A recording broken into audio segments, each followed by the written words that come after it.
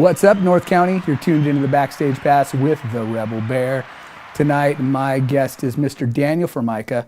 He is a national touring musician and a national vocal coach.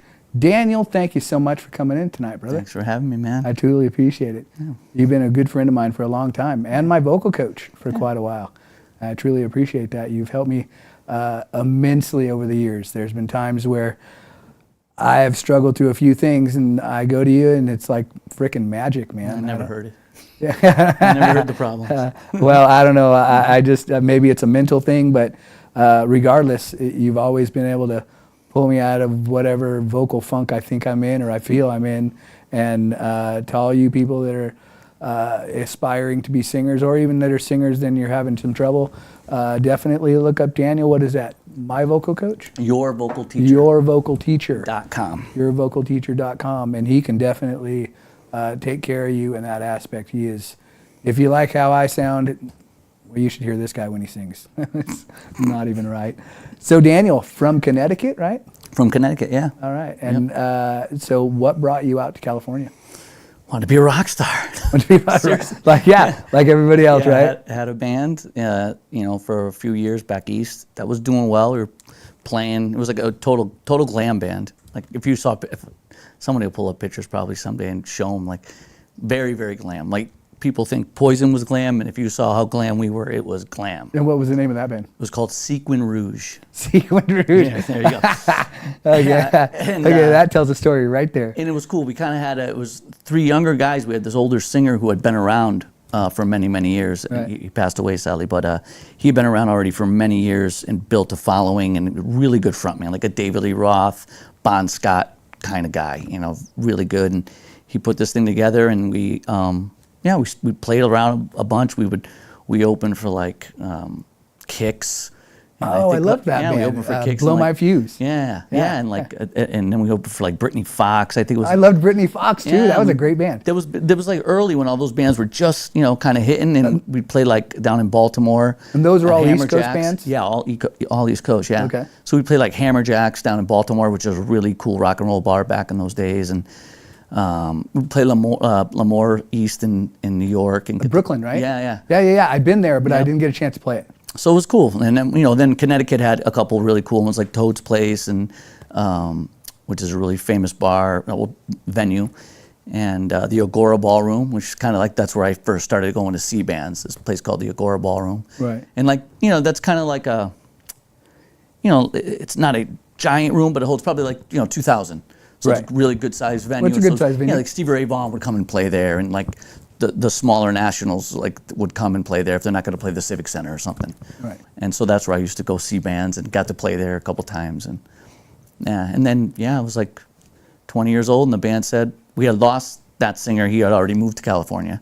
Right. And then we had gotten a new singer, but we had decided, me and the drummer decided, we put together a new band, and then me, the drummer, and the bass player. Played for a couple more years there, and then we decided, we were like, I think it's time to get out of Connecticut. Did you keep that name? No, well, we moved with just the three of us, and the singer didn't go with us, and we moved to LA together. We lived right on Yucca. Oh, all three of you moved? Yep.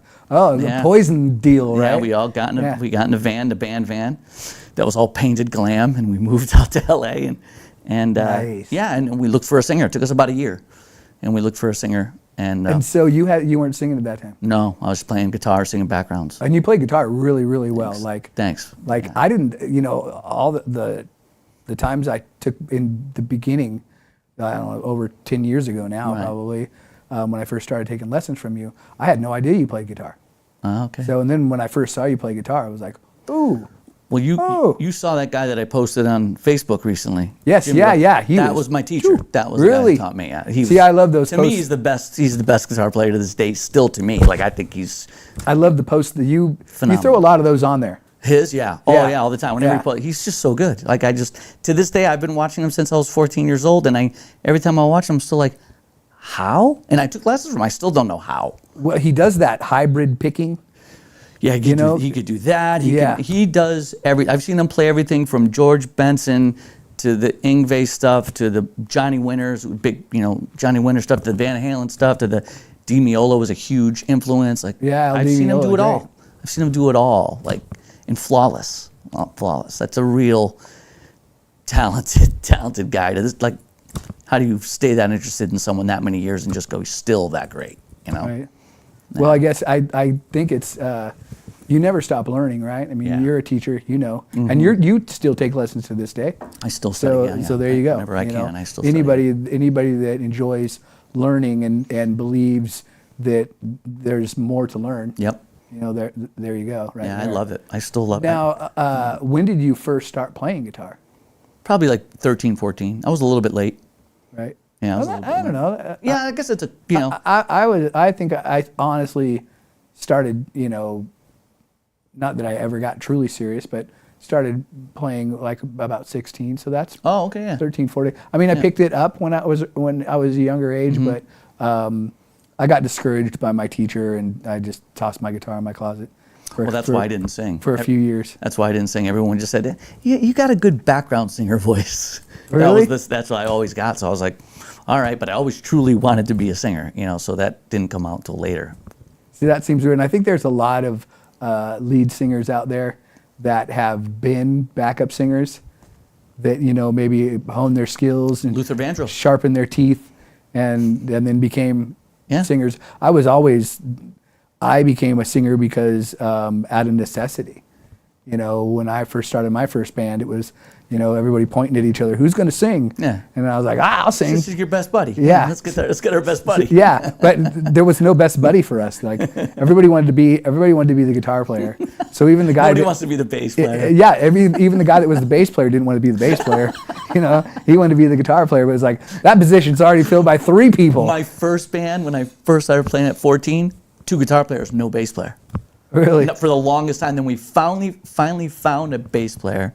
And the joke is to this day, to Jesse, were you plugged in? Did you actually plug your bass in? That's the joke with our first bass player. Because, it was just 2 guitar players. So one of us played a little more of a high-end amp, and one of us had more low-end on our amp. Right, that little bit of So we separation. could play like little high school gigs. Right. Yeah. Wow. So 14 a guitar. Did you ever take any lessons?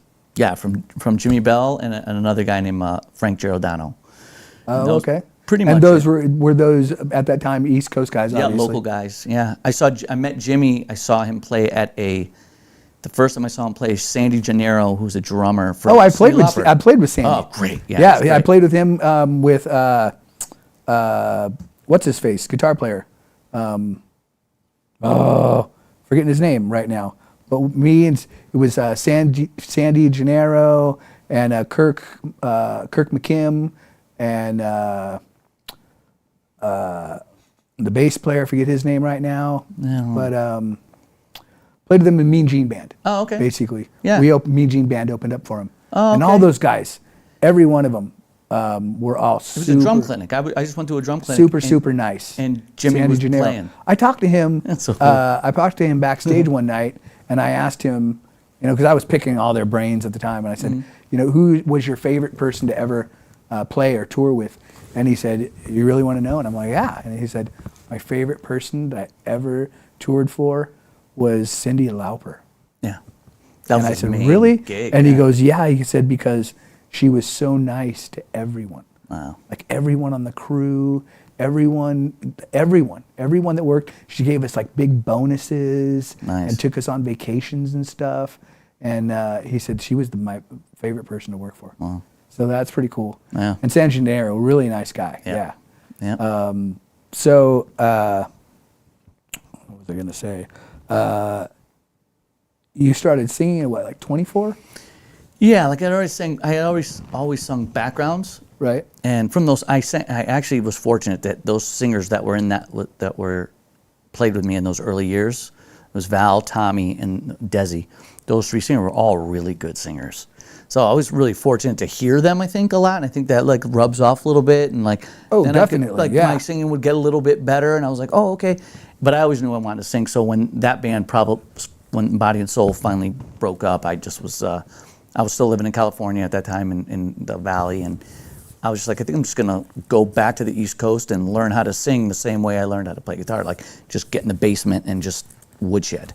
Right. And I took a couple lessons from a woman named Gloria Rush, and I had my cassette tapes, and That's what I used for a couple And you for just a while. went in your little studio at home and just Yeah, I just go in my did basement. all your vocalizing? Yep, and then I just started to learn songs on acoustic that I was like, okay, I like this song. I like Maggie May. I like, Losing You. I like, Otis Redding tunes. I like Sam Right. Cooke. I like these songs. I'm going to learn these, and then I can go play this. My buddy had a local pub. I'll go play the local pub and just get going, kind of. And Losing You, that's what, the Temptations, right? Temptations, but then the Faces did it. Oh, well, yeah, yeah, Rod, yeah, I don't know if with- it was Faces or Rod Stewart, but yeah, one of them did it. Yeah, yeah, Real yeah. cool version of it. That was a really cool those version. kind of tunes, The yeah. rock version of it. Yep. Yeah. And a lot of Paul Rogers, like that.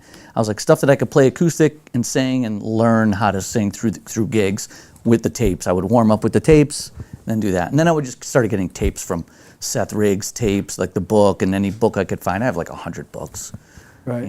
throughout the years that I've just collected, trying to learn how to sing. Still trying. Yeah, well, like I said, everybody is. I think everybody, no matter who it is, can benefit from a vocal lesson, Oh, yeah. or from somebody even just giving them tips and techniques. Breathing, to me, is like. I had a vocal coach. Didn't you learn something? I've heard of the story. Big balloon or some kind Well, of. there's the straw, Right. and then there's also the balloon too. It's but it was like a not a balloon, but like a stronger than a balloon. What's it called? Yeah, What's it called? it's a big thick. Yeah, it's a super thick balloon, Yeah. and you're supposed to blow into it super slow, Okay. like blow into it really super slow, so you don't. And what it's doing is it's forcing you to exhale out of your diaphragm, like you would in emitting a note. Right. How long can you keep that going? It all comes from your, like how Yeah. I explain it to people is, my diaphragm is where I'm singing from. My lungs are my octane. Right. So this is what I'm feeding off of the whole time. And when I get to the end of the note and I want to go, "Ow," or I want to, Yeah. go up a register or whatever, Right. that's what's going to give me that extra power. Right. So this was all. It was like a hot water bottle. Yeah, Or something, right? What, it was actually it was hot water balloon. It wasn't a hot water balloon. It was just you can get them online. They're these little balloons, but they're super. They're thick. Yeah, they're thick. Someone Super told me, I thick. forget someone in town told me, he's got this balloon thing, he blows up the balloon. I was like, what is the secret? I want to know the secret. Yeah, no, it's true. I don't know what I did with it. I packed it into something when I was moving from that apartment that I was doing, and I worked that thing for a long time. Wow. That's my diaphragm was really strong. really strong. And unfortunately, when I had the transplant, when I woke up and I was like trying to work my diaphragm, I was like, that's my doctor. I'm like, what's going on with my diaphragm? He goes, well, your liver was small, Right. because it was deteriorated. Yeah. So your diaphragm took up that area, Yep. and gave your diaphragm that chance to get bigger, Yep. and expand more. Wow. And he goes, now we have a new Liver. a and new it's- liver, and it's taking up blocking- that it's- space. Yeah. And he goes, but on the same token, during the procedure, we nicked your diaphragm, and you have a little scar tissue. So that scar tissue is not letting that area of the diaphragm, where ordinarily that area with the diaphragm would go like this. Right. It's only able to go like that. Man, you sang great with us a couple weeks ago when you Yeah, came well, up. it was fun, and That I was kind of great. knew those songs. Yeah, you sang great. It So was great. but I thank you for letting me get up. I had a great time. It's and it was fun to your band. Whew, Yeah, that's fun. It's a man, fun those band. guys are really like They're really good. The four of you together, really like you got really something going. It's a fun band for Yeah, sure. in your song selection and all that, and then who came up with that medley? That was them when they were Truth About Seafood. And it was the same songs. Yeah, they just Or had did you that add some medley, in and then when when I you- joined, they were like, "Hey, we got this medley. We want to keep doing it." I was like, "Yeah, let's do it." Yeah, so I just learned it. Yeah, That that's medley really is cool. Cool as hell. Yeah, Like you don't know what's coming, and you had the whole crowd. I heard people behind me and people around me going, "That was that song." well, because That Brad song." is like, "I'll And- give you $100 if you name them all." Yeah, and right then in a row. and then Yeah. by the end of the thing, people were going, it was this song, this. Yeah, but you forgot this song in there. And nobody could act. People could name like half the songs, but not every single one of them. Right. So they were getting frustrated, like, damn it, I can't. Yeah, that was, and it made it fun for the crowd. Yeah. You know, which is great. That is really a cool thing. So your genre of singing and music, and I wouldn't even say it's a genre as much as I would say genres, right? Yeah. I mean, you pretty much rule the gamut over all that, like everything that you do. So real quick, we'll take a quick break. Okay. I want to come back and talk to you about all the different styles of music that you enjoy to sing and how you got into that. Like, not a lot of singers do that. So we'll come back. Cool. We'll be right back. Thanks for tuning in. If you got any questions for Daniel, please type them on in and we will try to answer those for you. Well, Daniel will. So stay tuned and listen up. Hi, it's Alex with Suprema Meat Market. We are a Mexican meat market with a taqueria. Come enjoy our high-quality cuts and meats. We offer choice and prime Harris Ranch beef, as well as chicken, seafood, and pork items. In the taqueria, all of our tacos come with handmade tortillas. We also offer specialty items like chilaquiles and chile rellenos. Come enjoy Taco Tuesday with Suprema. We offer our tacos at $1.99 each. Suprema Meat Market is located at 8950 Montecito Avenue in Atascadero. Are you tired of looking at that worn-out concrete garage floor, patio, or porch? Look no further than MGP Coatings, where customer service reigns supreme. Our team goes above and beyond to ensure your satisfaction every step of the way. Before we even start coating, we meticulously repair your concrete, ensuring a flawless finish that lasts. And here's the best part. Our Pentec coatings are 4 times stronger than epoxy, so they won't chip or peel, making maintenance a breeze. Plus, they come with a limited lifetime warranty. Call us today at 805-952-5301 or check out our Facebook and Instagram and experience the MGP coating difference. Don't wait. Transform your garage, patio, porch, or driveway and become a part of the MGP coating family. All right, what's up, North County? You're back here with Backstage Pass with the Rebel Bear with my guest, Mr. Daniel Formica. So we were talking about all the genres that you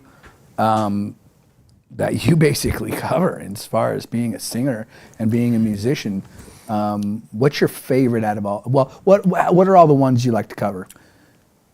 I like the old soul stuff. I like the old soul stuff. The cool the Blue-Eyed Soul classic rock stuff. I really like it. It was out of necessity that I learned it, because when I moved back to LA a few years later, to make money, besides doing boogie nights and the spas and stuff, there wasn't always a lot of if there's not a lot of gigs, I was like, well, let me get involved in some corporate bands, wedding bands. I had never been involved in anything like that, and they have you learn a bunch of Sinatra stuff. Because always in the beginning of a wedding, you're playing some swing or some Sinatra. So it's kind of cool. Out of necessity, I got to get into that stuff, and I got into a swing band called was it called Zoot Suit Review or something like that? I think it was called Zoot Suit Review, and I got to get into that, learn that music, and it was more out of like, I gotta make some money. Oh, there's an opportunity came, so I had to learn a bunch of songs. And then I kind of pick the ones that I still love. Like if I'm playing my solo gig, I'll play a bunch of cool. Like I have like 8 Sinatra tunes that I really like. Right. So I'll keep up on them because I like them. Yeah, and then the old soul, the blues. Huge blues fan. That stuff is probably didn't make me in the disco stuff was out of necessity. I got into the boogie nights, so I learned all the disco stuff. Right. But I enjoyed it, and then it became a moneymaker. It became the job. See, I did that as well with the dance band. Okay, right. And it was, like you said, very, very welcomed. Like people love that stuff. Yep. And people will pay for you to come do it because that's what their crowd and their guests want. Yep. That they want to dance. So that's cool. You used to call it Blue-Eyed Soul. Yeah. Now, was that like the Rod Stewart and the Paul Rogers, Rod Stewart, Daryl Hall? I never really heard it called that. Daryl Hall. That's pretty cool. But Daryl Hall is one of my favorites. Bobby Womack, or not Bobby Womack. Bobby. What you want to do for love? Bobby. I can't remember his name. Do you know? What You Want to Do for Love? You know that tune? Oh, okay, yeah. Yeah, what you want to do? Who is it? The Bobby. I'm forgetting his name, but someone will write it in. Right. Yeah. Feel free to. Yeah, like those kind of singers. Yeah. Feel free to call in and I love that. or chime in and let us know if you know that song. You ever heard "Wait for Me" by Hall & Oates? Wait for me, wait for me. Most likely, yeah. Yeah, that is one of my favorite songs. Great he does songs. it. He did it. I think they did it like live in Philadelphia. Yeah. And he did this crazy, like, chordal, vocal run, chordal, vocal run. No music behind Yeah. him. No accompaniment. Oh, wow. And it's just like it ding. Da, da, da, da, da, da, da, I know exactly the song you're ding, da, da, talking da. about. Yeah, and yeah, it's yeah, just yeah. like I've been trying to capture that vocally That's cool. for so many years, and it's just like. Yeah. Man, that is a vocal right there. And you Mickey hit Thomas. that, you can hit that high. It's like you got something going on right there. Before I forget, Mickey Thomas. There's another. Oh, yeah. So good. You Played with did, Elvin Bishop. Fooled Around and Fell in Love. And you did Jane, right? Yeah, I do Jane with another band. Yeah, but that's what I mean by Blue Eyed Soul. Like those guys, just soulful. Like I heard you do that on you did like it wasn't a podcast, but it was a recording that you guys did over on during COVID. Yeah. Yeah. Couple Oh, buddies. dude. That was fun. That yeah. was, I don't know who are the musicians you had on that. So it was Frank Rena, who lives down in Orange County, my real close friend, drummer of mine. Jeff Gambala up in, I met him doing Spasmatics up in San Francisco on guitar. My buddy Todd Waite, I think Todd was on keys on that one. I'm pretty sure. And did Henry play bass?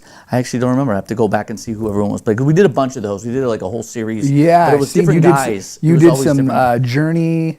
Yep. And you Some did of the that. same guys. You Yep. did the Jane, and all of them were just They were fun. like That was really fun. It almost, you ever hear a singer or a band or a group, especially for me when I hear certain singers, and I hear it and I go ooh ah, and then I get halfway through it and I go like I feel like oof. I got to go back to work. Oh, no, yeah. It's like I hear some people, like I heard that, and I just was like, damn, how it. Yeah, but I've seen you do all that stuff. It too. It inspires me so much that in a way I get kind of bummed, but then in a way I go, God, it gives me that desire to just kick myself in the ass and get back in there and start really busting it. I mean, there's so many singers that do that to us, right? I mean, I so many singers that do that to me. Like you see them and you just go, why do I bother? Yeah, why? Why do I bother? Did you ever hear Jennifer Hudson open her mouth? You go, what? Why do I bother? Yeah, isn't that freaky? Yeah. I never even knew she was a singer. She's freaking unbelievable. She's unbelievable. Yeah, isn't that crazy? Yeah. So, did it start out with the soul? Well, obviously, it started out with the rock, right? Yeah, I mean, I was because of rock growing up, a kid in the '80s, rock guitar, Van Halen. You grew up with that stuff, but I always leaned more towards that. I can remember, being in high school and sitting in my room with my tape deck trying to learn Prince tunes on guitar. Like when I really I don't really have a good ear. But I would sit there and like, how do you play these songs? Like I wanted to learn the Prince tunes. Right. When all my friends, were listening more to like some of the Faster Pussycat and that kind of stuff. But I really wasn't into that. Though I liked heavy metal, but not that heavy metal. Those were the ones that I did like, Right. And so I always kind of leaned towards, when I heard Prince, I was just like, I got to learn this stuff. Like I think it's important. It was like learning Jimi Hendrix on guitar. It's like, I think this is important. I think you're supposed to learn this. Yeah. That's the way I felt as a kid. It's weird. Still do, actually. For me, when I was younger, I never appreciated even half of the bands, even 2/3 of the bands that I truly, truly appreciate now. Right. And the bands that I appreciated then, Yeah. I practically can't stand. Like bands, There's a lot of that, yeah. Like bands, like I like this. Like when my buddy Ronnie that I play music with, Right. he loves playing Motley Crue. Right. It's it's almost cringeworthy Yeah. if that's the quote kids are using today. Not my favorite. I'm not into it. And But just- there is other metal bands from that era that I'm sure you just loved. That you still can go. I'm listening to it. I always liked Queensryche Yeah. and Yeah. Maiden and Priest. Priest for the vocal ability. right. You know, there's a vocal ability to Yep. that Poison does not have. Right. Poison is a great party band, but if you're a singer and you're aspiring to be a singer, do yourself a favor, kids. Don't follow Poison to try to become a singer. Just don't do it, because you'll become a talk singer. Right. You know, and there were times when I look back on a lot of the stuff that I wrote as a kid, total talk singer writing, Right. and I just, Right. there's no melody to it. There's no, you know, But it doesn't. I'm sure you still will. Like I just went through a Dio phase. Oh, I I love was like, Dio. I just put him on Dio's my- Spotify. I just put him on Spotify recently, just for like 3 days, and I just kept listening, and I'm like, oh, I forget how good this is. He's one of the guys. Like Yeah. Dio and Freddie Mercury are that's Yeah. Dio's my favorite, and Freddie Mercury is my second favorite Nice. singers. Now, those are my two favorite singers. And Dio, just because, how do you go from something like Elf to Dio Right. to Black Sabbath? Yeah. Like all three of those are different in their own right. Yeah. And it's like, man, that's a guy that has like 3 different voicings in his own voice. Yeah. It's like, that's pretty impressive. If Yeah. you know, somebody that had, like me, people like Gene Baker said to me one time, he's like, you're kind of like a chameleon. I was like, what? And he goes, Yeah, you are. Yeah, he's like, you're like a chameleon. He goes, you know, if you want to sound like AC/DC, you sound like AC/DC. You want to sound like, you know, Guns N' Roses, you kind of sound like Guns N' Roses. So then I tell you, I want you to sing, you know, Tommy Two-Tone. Yeah. You sound like fucking Tommy Two-Tone. Right. I'm like, well, you know, my teacher Judith Klinger taught me this thing called emulation, where she's like, if I'm asking you to capture this note, you know, a C or, you know, whatever the note is, she goes, you're capturing it, right? Yeah. She goes, go home and capture the sounds that you hear Nice. and emulate those. If it's a buzzing of the refrigerator, meh, she's capture that sound. Oh, wow. Capture all the sounds that you hear. And Yeah. she said, and after a while, no matter what tone or sound you want to capture, you'll be able to just reach out and grab it. That's cool. And it worked. Yeah. Like, at least it works for me. I don't know if it will work for anyone else, but it's just kind of a technique that she taught me, and I always thought it was really cool. Yeah.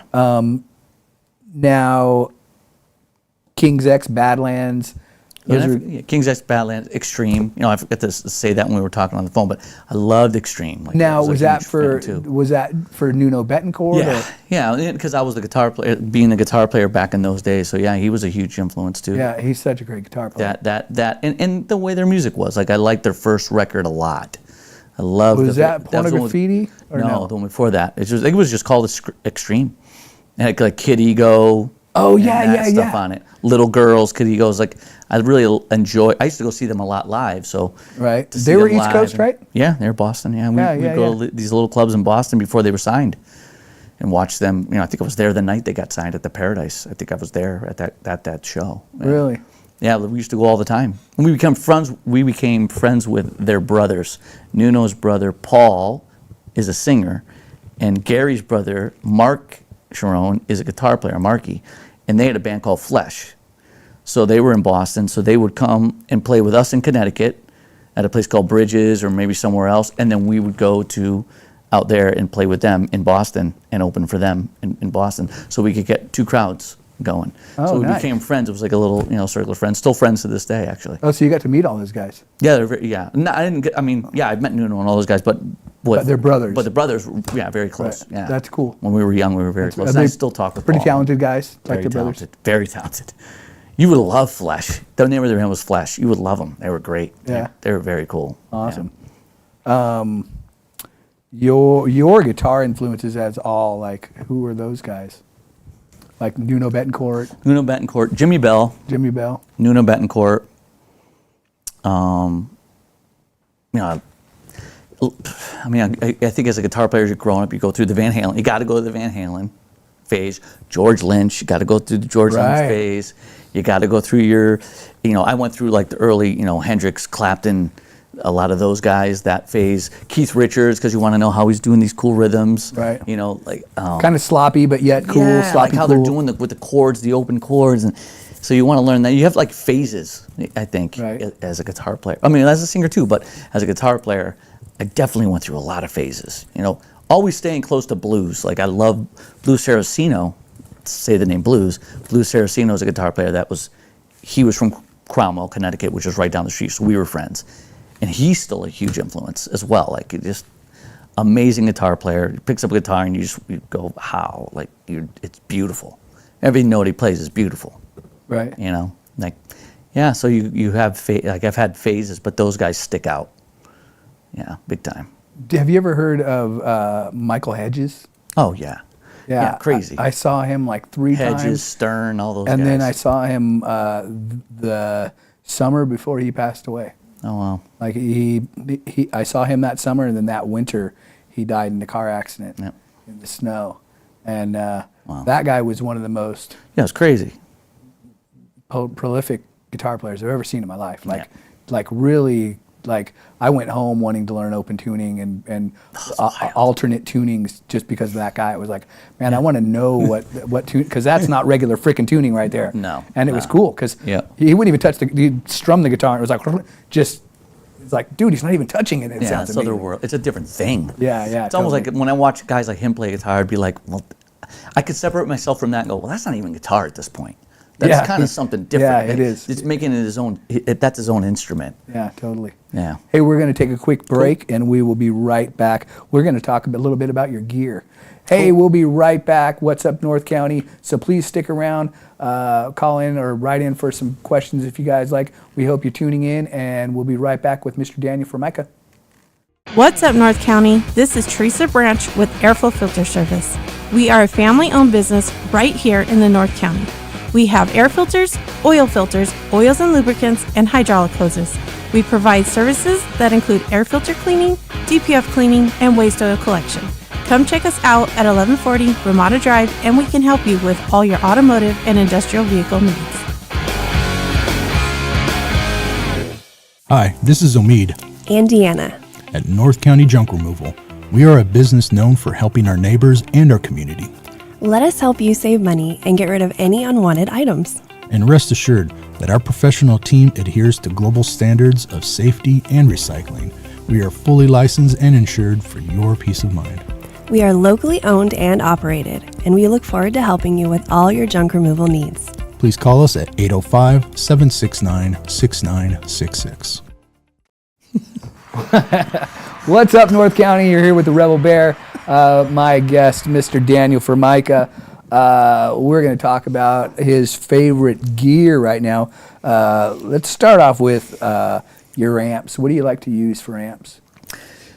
I like tube amps. Like I've always, because I think growing up, when you grow up with tube amps, you kind of stay with them. Right. And I've tried all the simulators, which sound amazing, but I can't play them. I bought like 2 or 3 of them, and I always send them back. I'm like, I just feel weird. It doesn't feel right under my fingers. So I stay with like Fender amps. I have a Princeton that's like 12 watts that I bring to a lot of my gigs, and then I have a Fender Custom Pro, which is, I think it's 40 watts, and it works really good with pedals. I just have a couple like preamp pedals type thing. And you just mic those up. I just mic them up, and then I have a Marshall that I like to bring. It's just, it's like an old Marshall, but it's lower wattage, 5 or 20 watts. You can really? set it to 5 or 20, and it's got like you could join the 2 channels, and it's no, there's no master volume, so it's just like one volume kind of a thing. But it gets kind of loud, so there's only certain times I'll bring it out. Like if we play somewhere we could play really loud, I'll bring that because it looks cool too. It looks like a stack, but it's only like this big, Oh, okay. It's like a mini stack? It's like a mini stack, but it's I've full seen those. tube, and it's just like the old ones. It's really nice. So I love it, and so I'll use that. That's so just old tube amps. I have a couple other ones, like I have an old Carvin tube amp, and I hardly ever take it out anymore. And then I have a. Now, did you use a lot of those when you were back east? When I was back east, I always had Marshalls as a kid. I always had Marshall tube. Yep, old, either like a 73. Which was like a 4-input, or I had the JCM 800s. I used to play those a lot too. I had the B52. Oh, yeah. 100 watt. Yep. thing, that Those head, are loud. That head was clean and loud and heavy. heavy. Yep. And I had the whole kit and caboodle. Yep. And I played that in New York when I was playing. And the worst part was dragging it around. It was just, I played like maybe 2 or 3 songs the whole night. And it was like I had to set the whole thing up for 2 or 3 songs, and I had to tear the whole thing down. And the thing that, now back then when you were playing, was it a lot of like 3, 4, 5 band nights?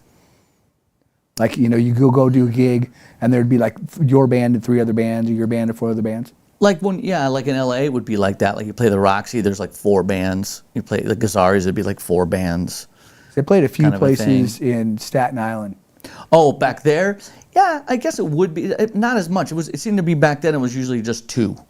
Yeah. If we played in New York, or if we played in Connecticut, like at Agora, we'd have an opening band and then we would play, or we'd open for someone, or like when you play with a national, it would be like usually just us and them. Not too many like long nights, like 3 or 4 bands, but LA was more like that. When we got to LA, it was like that. They would have the earlier band, that band, and then by the time if you got the 1 o'clock slot, nobody was, usually the 12 o'clock slot would be the last, and everybody would be gone because the headliner was like at 11. Right. And then you get the 12, and then everyone leaves. So you didn't want that slot. You either I've want been the there. one before. I've been there. It sucks. Yeah, you want the one before, or you're playing for or the janitor headliner. and fucking 3 people that are half drunk. Yeah. Yeah. I've been there. Yeah, that's not very fun. I was always worried when I lived back east and I would play, and you had, your load in and load out area. And there's so many amps. And you'd move your amp to the back, and then your tubes are still warm, and somebody would grab it and set it outside. Yep. And it'd be like, no, what are you doing? Yeah. And I always feared that because, not to, be a dick, but a lot of those guys back there, they just don't care. Yeah. They're just like, get it out of my way. It's my turn now. We're here. We're pretty fortunate as far as the musical community goes. Everybody, if your amp craps out on you or something, you got somebody there to go, oh, you could use my amp, or you could always call Ed at Central Coast That's the Music, and that best. guy will bail you out. Yep. And he don't even have to know you. Yeah. And Ed at Central Coast Music there in Morro Bay, check it out. Yeah. He will definitely bail you out at a moment's notice. Yeah, he's the best. Yeah, he's done it to a lot. yeah. He's done it to a lot of people that I know, where they're like, I don't know what to do, and they're like, somebody's like, call Ed, he'll help you. And 5 minutes later, the guy's, I'm running to go get an amp from Ed. It's like, okay, that's awesome. Yeah. Yeah, he's cool. So it's cool that he does that.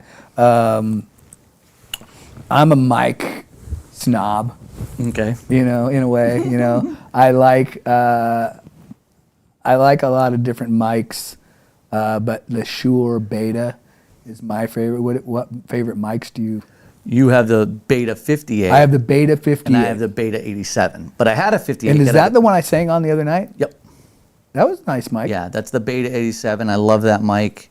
And That is a Phantom Power mic. It's a condenser. And So Phantom Power, as in you need to flip that switch on the PA. because there's a condenser. Okay, gotcha. And then I had one of yours years ago, the Beta 58, and I loved it.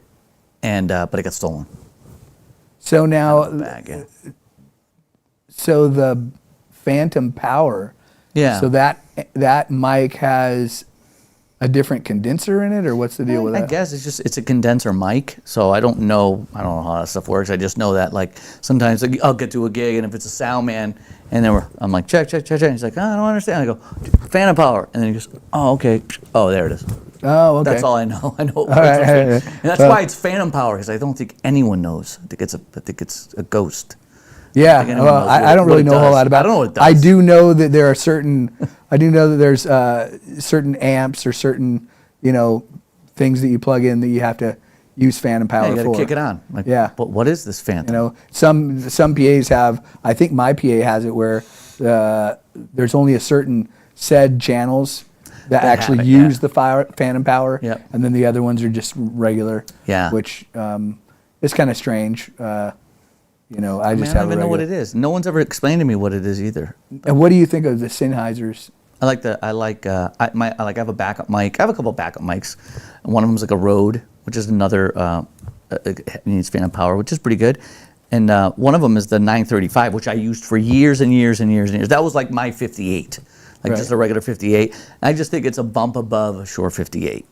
Not the Beta 58, but the regular just 58 run. I think the 935 is just like a little bit a bump above that. But it's durable. And I used to have forever. That's what I like about the Shure, especially the 58s. Yeah, they're beatable. They're just like you could beat 'em. literally beat those things. Yeah. And I've gone into clubs where like I said, I'm a mic snob.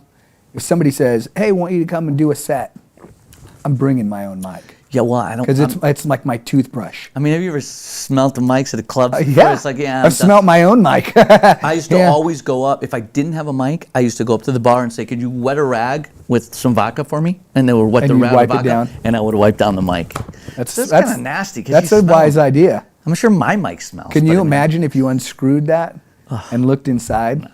Yeah, that ball in there is just a ball of just sickness. Yeah. Yeah, waiting to Waiting suck to- into yeah. your lungs. Yeah. Yeah, I always bring a mic if I know I'm playing. Even opening for someone, whatever, I'm bringing a mic. I just throw 'em- I have a designated your backpack that bag. has, like I use those. I got a buddy of mine that used to play for Gene Baker. We were chatting one night, and I was saying to him, I'm going to have to get rid of my cords soon because I change them out a lot. And I had this like little regular, cord. I don't know what it was, just some regular mic cord. And he goes, how long have you had that? And I'm like, long enough to where I feel I needed to change it out. And he goes, hey, check this out. And he pulls this thing is like this big monster Roland monster mic cable. And I'd been using them ever since. They're like, Well, I think when you buy those too, if they ever go bad on you, you just bring it back to Guitar Center, and they'll just, if you have the cable or Right. the receipt, those give you. yeah, the one I've done that the one with I've guitar had, cables. I've had that since he gave it to me, and that's been Yep. probably coming up on 5 years. Nice. And it's a great cable. And to me, nothing's more embarrassing than having a crappy cable, Right. and it starts crackling on you and Yeah. making noise, and Popcorn. people are like, "What the hell is that?" And you're trying to run it down, and Yep. it's the cord, but you don't want to go, "Oh, I got a bad cord." Right. It's like, yeah, so that's always really horrible. So now, yourvocalteacher.com. Mm-hmm. When did that come about? Probably around 2009, because I wasn't living here yet, but I just started it right before we moved here. So you Tried were to doing get a it. website. I bought the domain, and So you were doing it in the East Coast. No. This was in Anaheim. Oh, okay, around okay, 2009, okay. yeah. Okay. So yeah, I just started it, and was mainly just to kind of. I'd taken so many lessons, I studied so much, and I really wasn't doing the same things I'm doing now vocally, technique wise. I was being safe, but I wasn't. I thought I knew what I was doing more than. Obviously than I do now, but I started it because some friends would be like, how do you keep your voice fresh? You never seem to blow out your voice much, and I was like, I can show you some things, and then I would show them, and then they were kind of like, this was great, you should, make a business out of this. I was never, ever going to be a vocal teacher. I never thought about it before. And then it just kind of happened, and, helped a few friends, and I was like, all right, so I got a website and started putting it together, and trying to put together like a little curriculum kind of a thing. Right.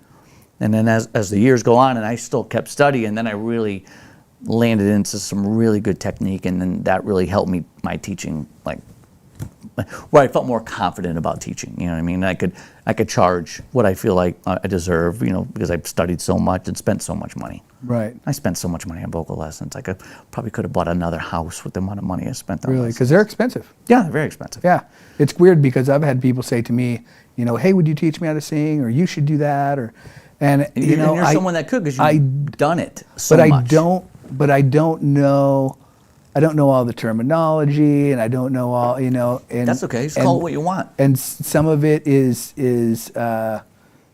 I guess I'm confident in my own, in my own ability to, like, I've had a few friends, close friends that I know that are like, dude, you could get up and play with anybody. Absolutely. Doesn't matter,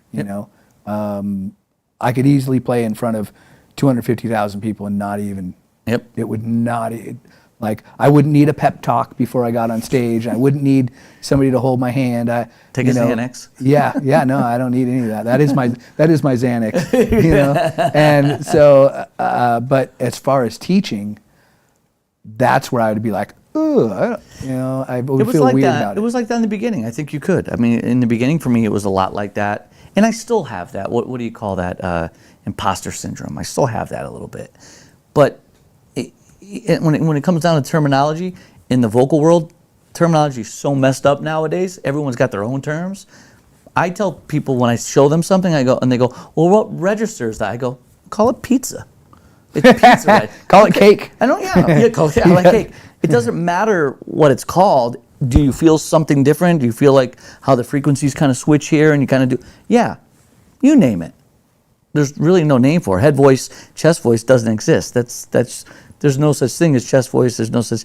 Really, it's all from right here anyway. It's throat voice. You hear a lot of, or at least I've Yeah. heard a lot of, and I've had, at least 4 vocal coaches in my lifetime. Yeah, so you've heard and all the of terms. them, well, your head voice or your chest voice or Your falsetto, your mixed voice. Yeah.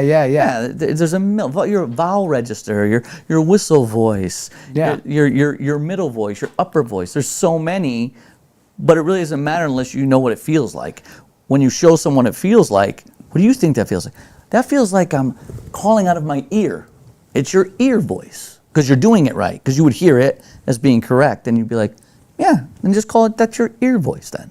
Okay. If that's the way you feel it.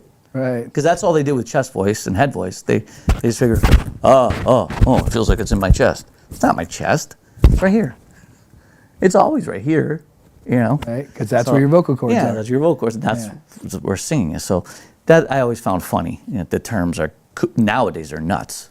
You go online, you can fight with everybody about it. Oh, most certainly. It's hilarious. Yeah. Hey, we're going to take a quick break, Cool. fill up our glasses, Yep. and we'll be right back. What's up, North County? You're with the Rebel Bear Backstage Pass. Hi, this is Dave Story, small game hunter with Story Termite and Pest. We're a full-service termite and pest control company. From rodents to termites, we can take care of all your pest control needs. Call today, we can tailor a pest control program that will meet your needs and budget. Contact us at 805-460-0650 or at storytermite.com. Remember, we don't have customers, we have friends.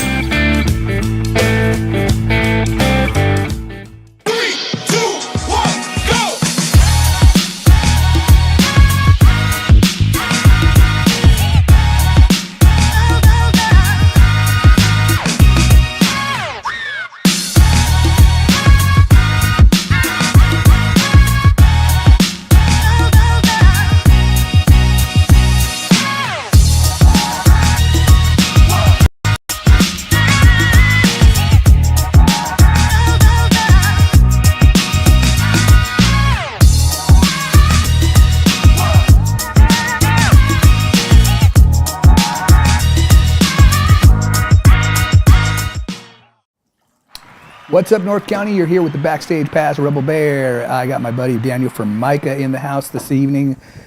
Daniel, thank you so much for coming out. I really That's been appreciate you fun. being here. So, how did you get in contact, or how did you meet Deanna Delore? Because without Deanna Delore, you probably wouldn't be sitting here, because Deanna Delore was my vocal coach. Yep. Before, and I'm not even sure. Deanna, how did I meet you? I don't even remember. I just know maybe it was somebody said she was amazing or something. I don't know how, but I remember the first time I went to her studio there in Royal Grande, and we were talking about her studio and how cool your studio was. Awesome. Your studio was awesome. We loved that studio. Daniel and I were talking about that.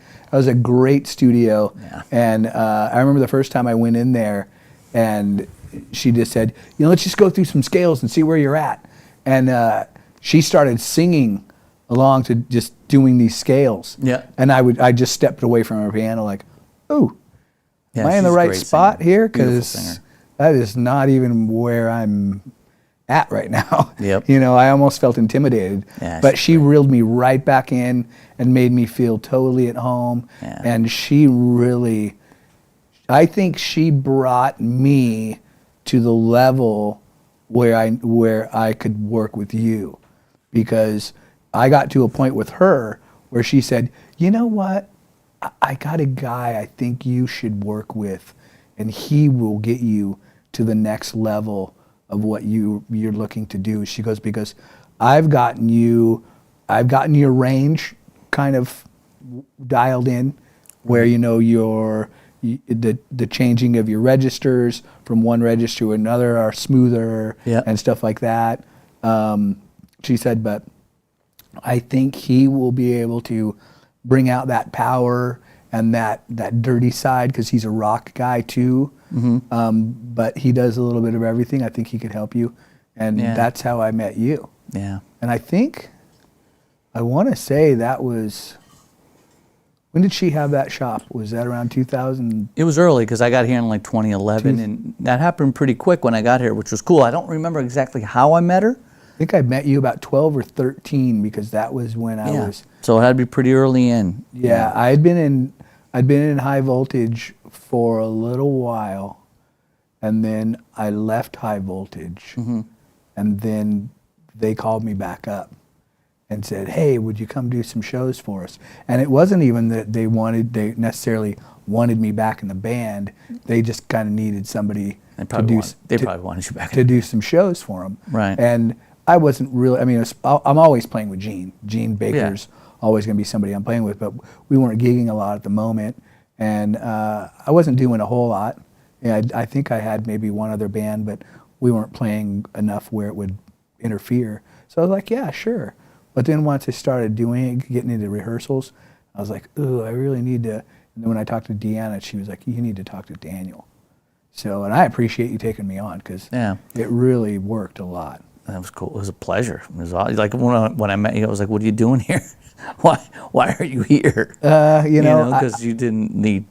To me, you didn't need any work. I think it's when you get to a certain plateau, and maybe having somebody who is, like you said it earlier, when you play with people that are a little more, a little more on the upper echelon than you, that rubs off. Yeah, right. Makes you rise up. And you did teach me the whole thing of finding that key. Find the key that he's singing in, and you taught me something also about a lot of singers will, and I remember you saying this to me. A lot of singers will sing at the note. You'll sing the note, and you'll be right there. And you said, what I want you to do is, because you're performing, if you were just standing there, I'd allow you to be right there. You said, but what I want you to do when you're performing is, I want you to just kick it up just a tad bit.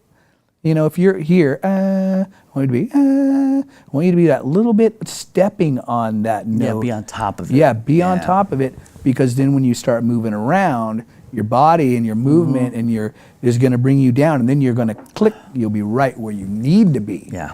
And then another thing you'd mentioned to me was, you're like, everybody's singing back and blah. Don't do that.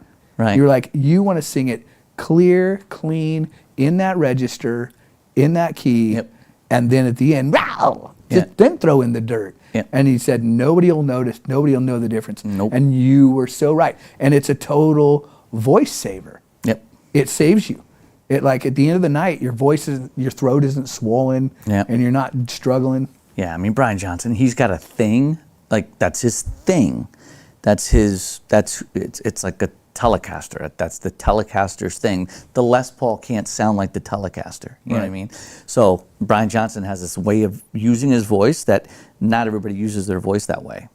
So if you could just touch on that, and they hear that as the last part of that phrase, well, they just heard it as you just did it the whole phrase. Right. They don't, because it goes, we're not rewinding. On a live show, you can't rewind the band. Play that back again. You're going right through, so it's just going right past you. Right. Do you ever record a band live? Like, hey, record a couple songs for me, and you record it, and you go watch yourself, even if it's yourself, and you record, and you're just like, you remember how well you thought it sounded during the night. Right. And you sit back and like, Yeah. And for me, I do that all the time. I watch myself and I go, ew, I thought I was having a good night. But because it goes by and you're in the moment, you're just not on top of it like you should be. And that's the on top of it thing. And the crowd. if you're getting a good reaction from the crowd, then you really think you're doing great. You're like, this must be going great because they're loving it. Yeah. You know, and it's funny because I have a lot of people, my friend Amy Joseph and my friend Bruce and Bruce Sundberg and a lot of people that will take videos for me and come to the shows and take video. Makes me cringe when I get home. I get so upset with myself. They know how bad. Like, thanks for recording. I love it. But when I get home, I want to cry sometimes. I literally have them on speed dial, and I'll go home and I will watch it, and then I'll go, yeah, you know that video? Take it off right now. Yeah, I'm serious. No, I won't ask him to take it down, but I'm home in the corner going, oh God, I hope no one watches it. Oh God. Well, I just look at it like I don't want some venue owner that I'm trying to get into. Look at that and go, oh, well, I wanted to kind of hire that guy in his band, but now I don't think I'm going to. But see, that's the thing. You're such a good singer that your worst, not noticeable. You're great, amazing, always going to be good. Your worst, no one's going to notice. It's always good. So because you're a great singer, that's well, coming from you, I truly appreciate. That's the cool thing. I truly appreciate that. So, your past bands, like all the bands that you have played in over the years, let's go through some of those. Like your first band was the very first band was your original band, right? Yeah, and maybe more before that. I had an original band in high school it was called 3 names, I think. It was Battle Axe, Scorcher, and Thrills. And that was with me, a drummer named Matt Starr, who plays with Ace Frehley. And he plays with, he's played with Kicks. He plays with a lot of bands. He played with Mr. Big. He played with a lot of bands, and that's Matt. And we grew up 7 houses down from each other in Rocky Hill. That's how we met each other, walking. We were kids playing, and then later on, in our teenagers, I heard him playing drums in his room. And I'm like, I had a drummer, and I didn't like my drummer when I first started playing. Matt plays drums? I didn't know. So I went to his house, and we lived with each other in LA and all that. So that was really cool. And that was with the other guitar player, this guy Greg, and singer, our best friend. Remember we were talking about like, just get your best friend to sing. Right. So that's what we did, And then I got involved in that band Sequin Rouge. So that band, Body and Soul, was the one in LA. That was my main original band. I played in a couple other original bands called Joe, where I just played guitar and sang. Right. That was really talented guy out of Connecticut that I knew for years, who took from Jimmy Bell as well. Great songwriter, great singer, and I would play rhythm guitar for him because he was so good. Now, how do you feel like, I've played rhythm guitar a little bit.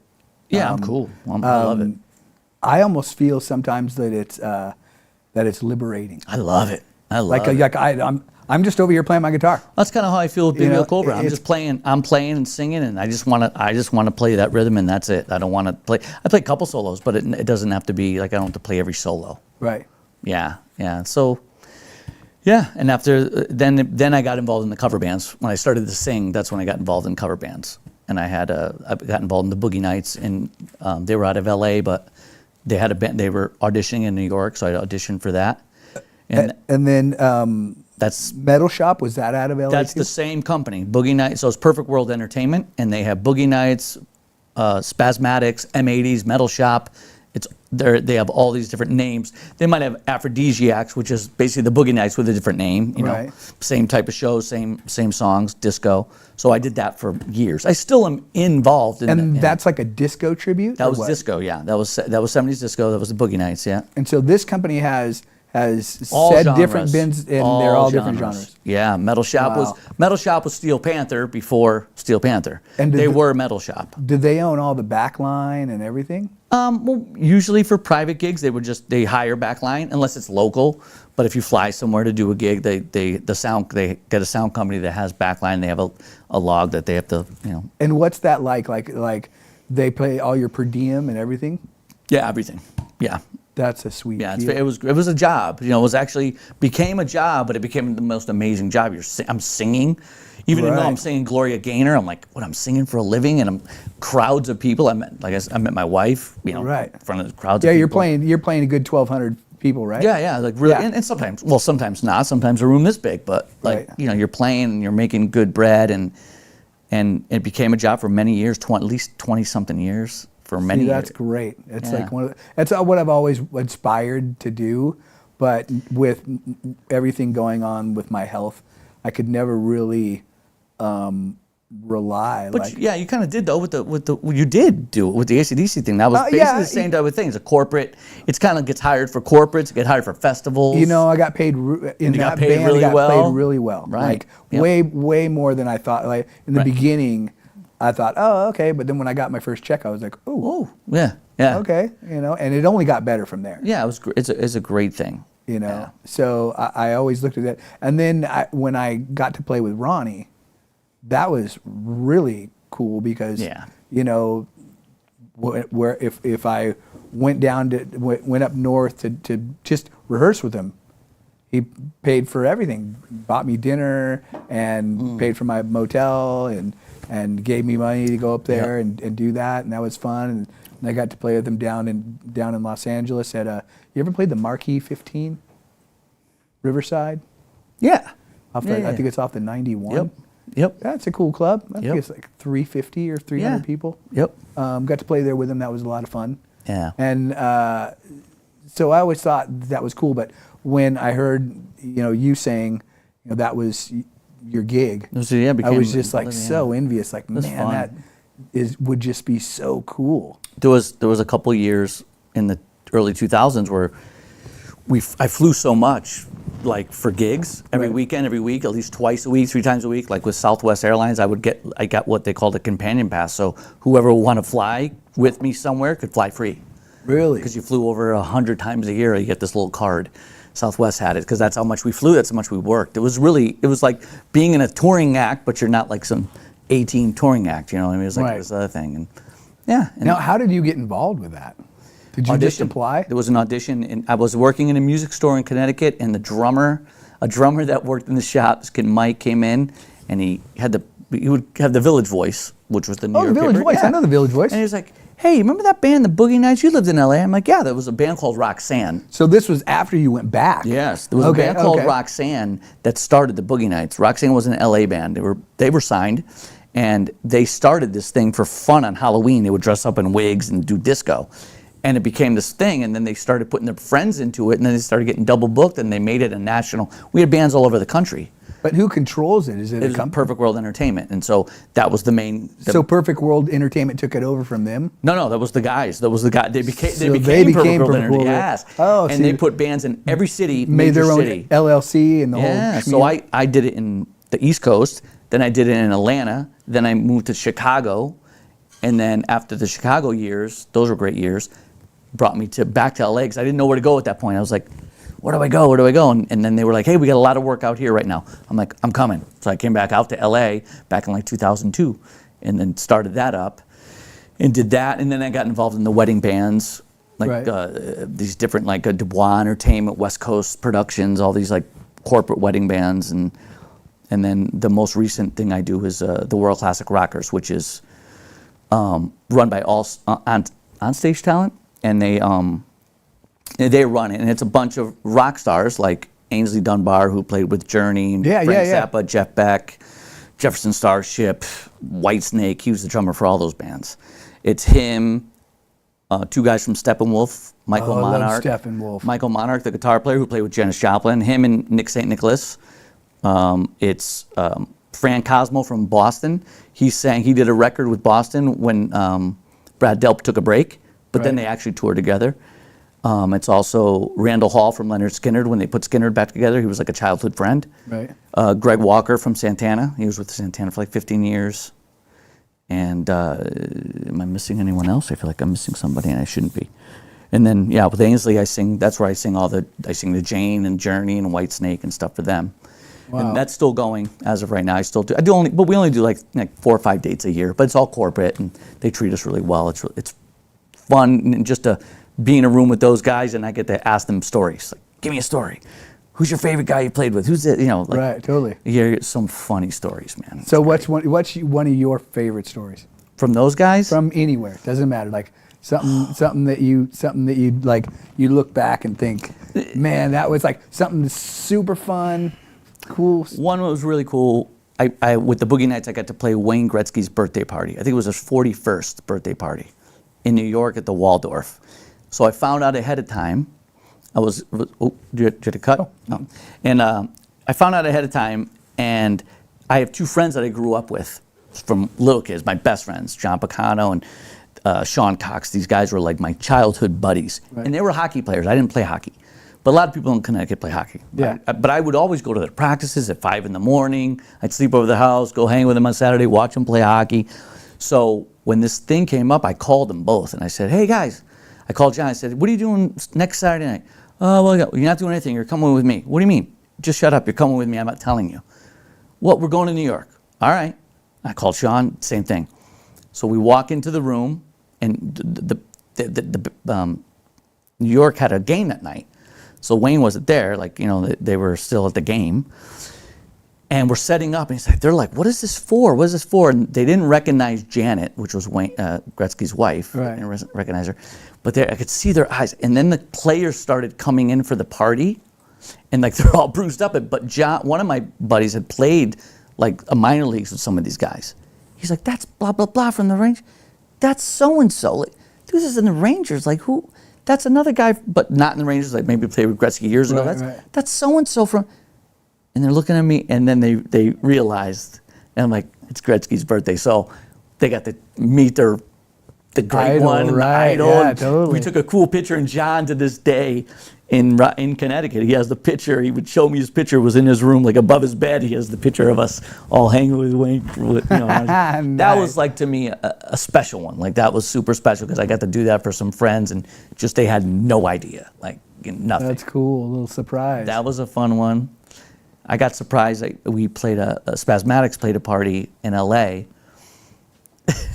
and sometimes you pull up to mansions and you don't know who you're playing for. They don't tell you. Right. You have to give your phone sometimes, and sometimes they make you sign a waiver. Right. And we didn't have to do anything like this party, but it was like a pretty nice house, and there's like a couple Teslas in the yard, like really nice, and there's like a Maserati, and you're walking up these beautiful That was for the stairway. Spasmatics? This was Spasmatics, and I'm in this beautiful home walking down the hallway, and we're playing in this big library, which nobody came in. We played with, like, 2 people came in and watched us the whole night, which is hilarious.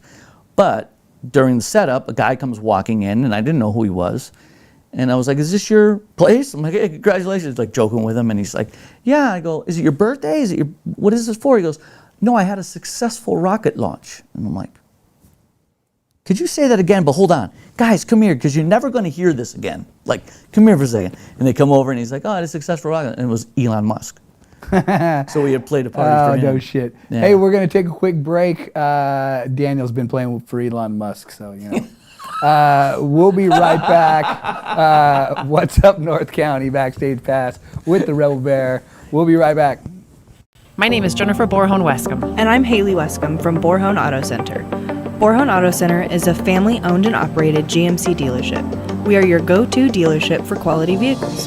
With a vast inventory and personalized service, we are here to make your purchase seamless. Whether it's a luxurious Yukon or a rugged Sierra, we have the perfect ride for you. Come see us today to experience the Borhone family difference. We are located on the corner of Highway 46 East and Golden Hill Road in Paso Robles. Atascadero isn't your standard getaway. We're unique, just like you. We're growing, transforming, and figuring it out as we go. We're a town filled with innovators, artists, makers, and game changers. We're a little bit country, a little bit funky, and always authentic. We're here for your good times, your slow times, and your changing times. We're all in Atascadero. Come see for yourself. Learn more at visitatascadero.com. Hey, what's up, North County? You're with the Rebel Bear Backstage Pass, and my friend Daniel Formica is in the house this evening. We were just talking about a party that he performed at, a couple parties, one with Wayne Gretzky, his birthday, which had to be pretty cool. Another one where he wasn't even sure where he was at, but it wound up being Elon Musk's house, and he was partying for a rocket launch. So there you go. That's the kind of shit Daniel's doing. So anyway, Juke Joint Revival, one of your first bands here on the Central Coast? Yeah, like, well, when I first got here, the first couple of years, the only person I knew basically was Jimmy Macon. Oh, okay. A friend of ours introduced Love us before Jimmy. I got up here. Yeah. Great guy. And so God we would bless hang him. out, and we put together a little duo called Applejack, and we were really just kind of played at my house a couple times with a couple of different musicians and had some fun, and we would play a couple times like before when it was the Fuel Dock, right? Yeah, Field Dock. Yeah, when it was Fuel Dock, a couple things like that, and then he introduced me to Bobby. Bobby And then- Santa Cruz? Yeah, and then Okay. Bobby had a band, and then he was like, so me, Jimmy, Bobby, and Brian did a band. And that was what, Bobby Santa Cruz It's Bobby band? Santa Cruz band. Yeah, it's always been the same name. And his daughter? Not then, because she was young then. She was really, she was. God, I don't know how old she was then. She's quite a talent. Yeah, she's really good. Yeah, Yeah. she's amazing. So this was, but she was too young. It was young then. I met her. Too young to get into clubs. Yeah, I think so. And so we played, and then we had Danny Weiss would play sometimes too, who moved away. He was a great guitar player in town. He was phenomenal as well, and he would play sometimes as well. And then after Danny left, and then I started just kind of doing some solo stuff, and Bobby's friend Marty came into town, who's an incredible guitar player. And I just kind of like, I'm gonna go kind of just try to put some of my own stuff together. No bad terms. I still would sub. I still sub every once in a while Right. if he needs someone. And I started putting together a list, and so I put together with Dean Giles and Ross. I forget Ross's last name. Sorry, Ross. And it was a trio.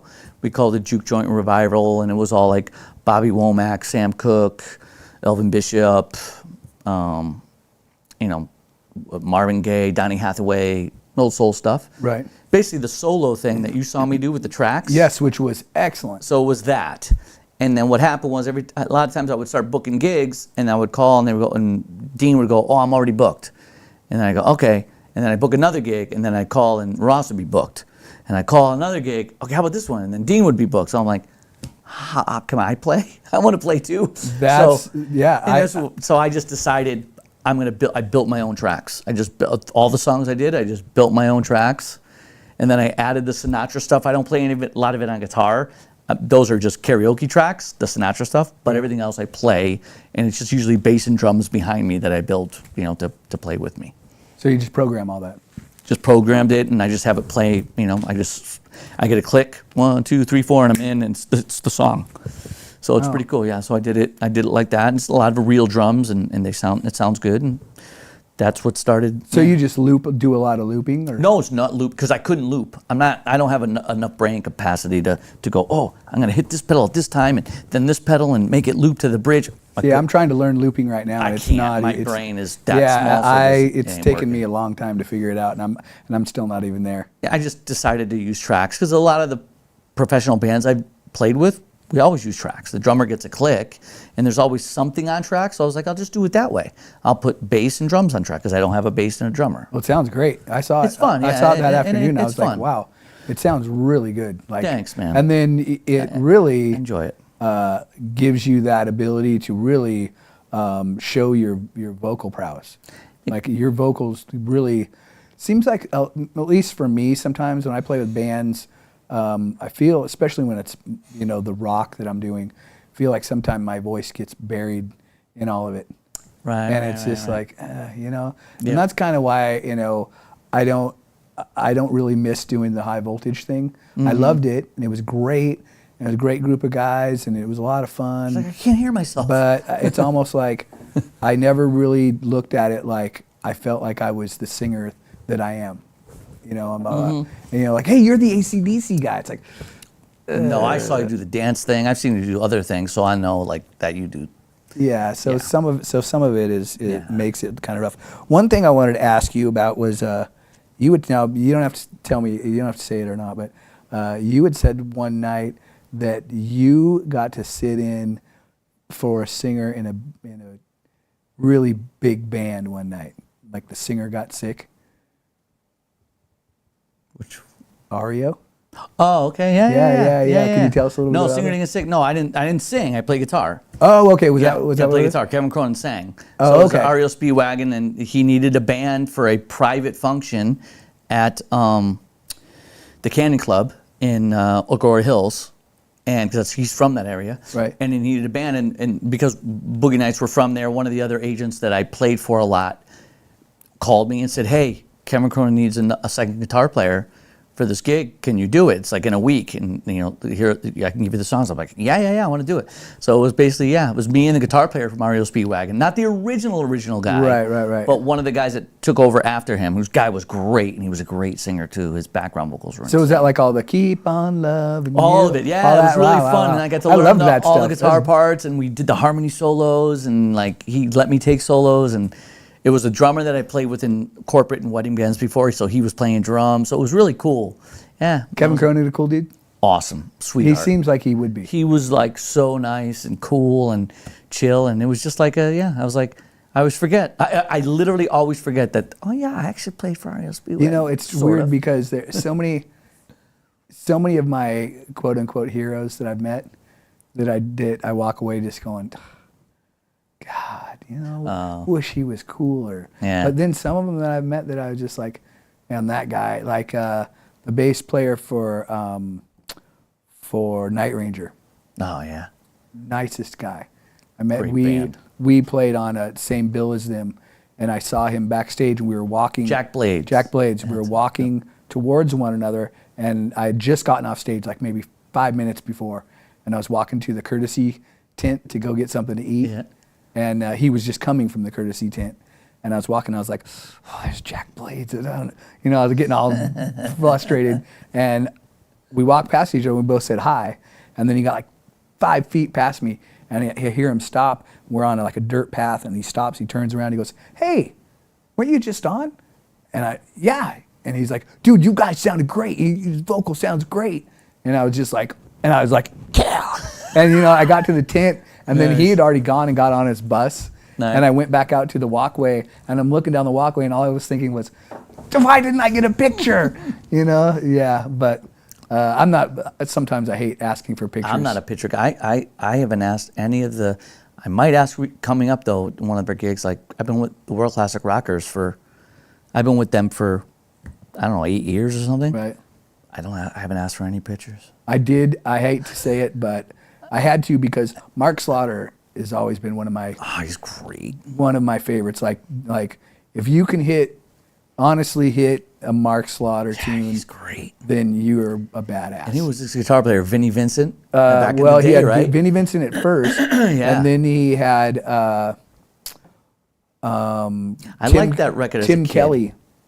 Tim Kelly Tim was Kelly. his guitar player, but Tim Kelly wound up passing away. No. Maybe a car accident or something like that.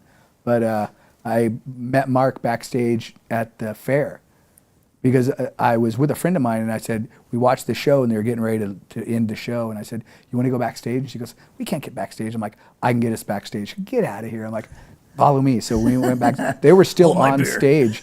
So we walked around, and when we got to the load-in area, there were 2 guards standing there, and I said, hey, I want to go in and speak to Mark. And you could hear them. They just finished, and they were heading backstage. And the guy goes, yeah, you're not getting in here. And I'm like, well, I just wanted to speak to Marcus. And then he goes, hey, this guy wants to speak to Mark. And the head security guy came walking down the aisle, and he's like, hey, how's it going? He's cool. He's totally cool. Oh, nice. And he let me in, and he gave me a big hug. He's a Cool. big black guy. Forget Nice. his name right now. The head of security there at the fair. Yeah. Oh, and that's he just cool. let me walk right through. And then the guy asked me, he goes, who is that? He goes, dude, he's high voltage. He's cool. He's cool. Yeah, and we went back there, and Mark was just sitting there in a chair with his glasses on, Nice. all by himself, nobody around him. Yeah. Dana Strum had like 6 Dana girls Strum, yeah. around him. Yeah. And then he gave my girlfriend of mine a big hug. And then when we were leaving, she's like, Dana Strum gave me a hug. She was all Hug and herpes. Yeah, she was just all soaked in sweat. She's like, I'm like, yeah, but you loved it. Yeah, they were nice guys. So your band, Big Will Cobra. Mm-hmm. How did you get in with those guys? I played with Wyatt a bunch. Like I tried to audition bands when I first moved here. I tried to audition members to put bands together, and I met Wyatt. He came to my house and played, and I was like, "Oh, dude, you're great," But the guy he played bass with that day, I don't remember that guy's name, but didn't work out. But Wyatt was already busy, and he was like, "Oh, come see my band, Truth About Seafood." So I would go see them, and I thought they were great. I was always like, Excellent "That's a band. great band." I was like, "This is great," and then he would sub. When Bobby would need a sub, I said, let's try this guy Wyatt. Bobby didn't really know him, and we brought him in. Bobby loved him. He's like, this is great, when Brian couldn't do the gig. And then, just kept in touch, and then he just called out of the blue one time and was like, hey, we're thinking about, we're doing the band still, but we're getting a new singer. We want a new singer, guitar player. We want a new singer. We were going to do a singer and guitar player. Right. But we couldn't find a guitar player. And then finally I was like, I didn't want to play guitar. I really just wanted to sing. Right. But I was like, all right, I'll play guitar, and then it was just easy. And then we kicked around a million names. And Wyatt knew you played guitar, obviously? Yeah, he knew I played guitar, but I was pushing because I really just wanted to sing. Right. Just because I like just singing sometimes. Yeah, I really like it. But it was getting hard to find a guitar player, and I was like, all right, I'll play guitar. No problem, let's just do it. So we did it that way, and it's great. It's a laid back band, everyone's cool. Everyone that understands. guitar player, what's his name? AJ. AJ. Whew. Yeah, he's great. Man. He's so cool. And he's super a clean. Sweet dude. Yeah. Great tones. Yeah. Yeah, Just he dials everything. on the pedal. He's got one of those cool, Helix or Right, the right, emulator like what thing. Mark So Shizzle he knows uses how to, that. Yeah. And he knows how to dial it in. It's like I couldn't take the time to do that. My brain wouldn't process it. I just need to plug in, get a preamp pedal and a wah-wah, and I'm gone. Like Right. I'm good. Clean and easy. I can't go the other way. I don't Right. have the access. And your bass player, what's his name again? Brad. Yeah, and Brad and Wyatt are really tight because they've been playing together forever. Yeah, he he's great. seems like a really great guy, solid bass player. Really like good. super solid. Really a good. great backing vocal for Yep. you. Like Yep. your voices. He's got a great voice. He could have been a little higher in the mix that night vocally, I thought. Okay, cool. Other than that, I could still hear him. Yeah. But I liked the camaraderie that you and he, well, all four of you on stage. Yeah. But to me, it's kind of like if you've ever watched the Jammies. Oh yeah. There's a camaraderie and a brotherhood and a funny familiarity. Yeah. Between those guys. Yep. That it's major chemistry. And it's trying to capture that and get that happen without forcing it, because Jammies have been together forever. Right. So they built that. Wyatt and Brad have played together forever. Right. And AJ's playing for a long time. So it's just really cool. And so we're really starting now. It's taken a couple of years. Like we started a couple of years ago. But it's working. Now we're really starting to we can see each other's humor and we have a text and the songs that we got to pick. It gets harder and harder with songs because we try not to pick What songs that everybody are else is very doing. common. So it's Right. very hard because you want to keep you want people to dance, but if you don't play the hits, so we battle that, but we try. We have to just take our time. Yeah, but you guys are doing a great job because you're really not working playing, on it. Like when you pulled the Police song. Yeah, That was that's a great like song. I've always wanted to do that song, and now yeah. thanks a lot because now I can't do it. Just do it and that's a great song, and I think they did that with The Truth though. I think The Truth About Seafood did that. I think they did. I looked at AJ, as somebody when I was in the crowd watching him. I looked at him as like he's the quiet cool, Oh, he's the coolest. super quiet cool. Like Yeah. he doesn't say much. He doesn't, he doesn't have a whole lot of. Nah, he's super cool. He's just there doing what he's supposed to do and doing it really, really well. Well, if he watches this, he's either high or on a what's it called? A sweet potato. What's a sweet He'll potato? know. No, it's literally sweet potato. He's either he's the calm cool because he's either high or eating a sweet potato. Okay, right. Maybe I'll have to try some You'll see. sweet potatoes. When's your next show? Do you know? We play the 28th, March 28th at Club Car. March 28th at the Club Car, and that's in Atascadero? Yep. No, I think Templeton, right? Templeton. Templeton. So March 28th, Club Car, Templeton, And then- Big Will Cobra. What time do you guys go on there? I'm not sure. Maybe 7, maybe 8. All right, well, Somewhere in there. you And guys then- go online and check that out. Club Car probably have that date for you. But you definitely, without fail, take it from me. If you listen to me at all tonight, definitely listen to me when I say this. Big Will Cobra is probably one of the, if not the best rock band in the county right now. You got some great rock bands, guys like the Jammies, but as far as a 4-piece goes, these guys are, without a doubt, my favorite band right now. They're literally Oh, that's cool. their song selection and all the stuff they have going on, because you're not just going to hear a band doing the regular stuff. You're just not. So, and what else was your other date? The 28th there and 29th at Liquid Gravity. Okay. 29th at Liquid Gravity. That's usually, what's that, a I daytime think that's show? a 4 to 7. 4 to 7, all right. Yep. So Liquid Gravity 4 to 7. And one more time with your vocal, Yep, yourvocalteacher.com. yourvocalteacher.com. Yep, yourvocalteacher.com. And how do people go? They just go on there and tell you, like email you, hey, I Yeah, want they to can book a lesson right online. They can book right through. If they want to book a lesson, they can book a consult. If they want, they can book a consult through there. I'll give them, basically it's a full lesson for $20. It's an intro, but it's really a lesson. It's like, people always they hesitate, but it's $20, but you're going to probably get, it says 20 minutes, but you're probably going to get 45 minutes. Like, that's the way I do it. Like, if someone I really feel it really needs the knowledge, I'm gonna throw it and I'm gonna hang out. All right. Yeah. So, Daniel, thank you so much. Thank you, man. For coming on. Once again, yourvocalteacher.com. You can go on there and check Daniel out. You can do the $20 entry fee on that and get a really good lesson. And I guarantee you, once you have one lesson, you'll be like me and you'll be getting more, and it's definitely worth it. Daniel, thank you so much for coming in today. Thank you, I man. truly appreciate it, man. Thank you. It's been great having you. We'll get you in again. All right. Thank Sounds you so good. much. Thanks, All right. bro. Hey, you guys, thank you so much for tuning in. I truly appreciate it. What's Up North County's Rebel Bear Backstage Pass. We'll see you next time. Hi, this is Dave Story, small game hunter with Story Termite and Pest. We're a full-service termite and pest control company. From rodents to termites, we can take care of all your pest control needs. Call today, we can tailor a pest control program that will meet your needs and budget. Contact us at 805-460-0650 or at storytermite.com. Remember, we don't have customers, we have friends.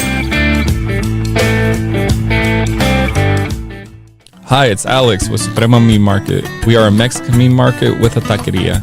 Come enjoy our high-quality cuts and meats. We offer choice and prime Harris Ranch beef, as well as chicken, seafood, and pork items.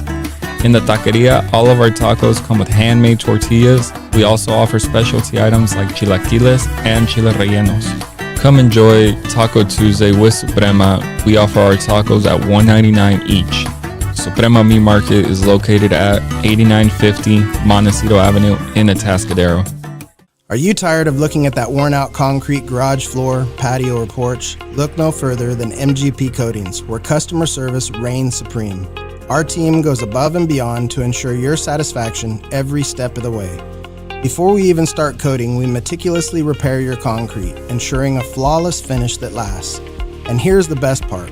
Our Pentec coatings are 4 times stronger than epoxy, so they won't chip or peel, making maintenance a breeze. Plus, they come with a limited lifetime warranty. Call us today at 805-952-5301 or check out our Facebook and Instagram and experience the MGP coating difference. Don't wait. Transform your garage, patio, porch, or driveway and become a part of the MGP coating family.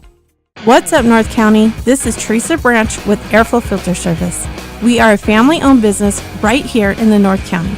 We have air filters, oils and lubricants, and hydraulic hoses. We provide services that include air filter cleaning, DPF cleaning, and waste oil collection. Come check us out at 1140 Ramada Drive, and we can help you with all your automotive and industrial vehicle needs. Hi, this is Omid and Deanna at North County Junk Removal. We are a business known for helping our neighbors and our community. Let us help you save money and get rid of any unwanted items. And rest assured that our professional team adheres to global standards of safety and recycling. We are fully licensed and insured for your peace of mind. We are locally owned and operated, and we look forward to helping you with all your junk removal needs. Please call us at 805-769-6966. Atascadero isn't your standard getaway. We're unique, just like you. We're growing, transforming, and figuring it out as we go. We're a town filled with innovators, artists, makers, and game changers. We're a little bit country, a little bit funky, and always authentic. We're here for your good times, your slow times, and your changing times. We're all in Atascadero. Come see for yourself. Learn more at visitatascadero.com.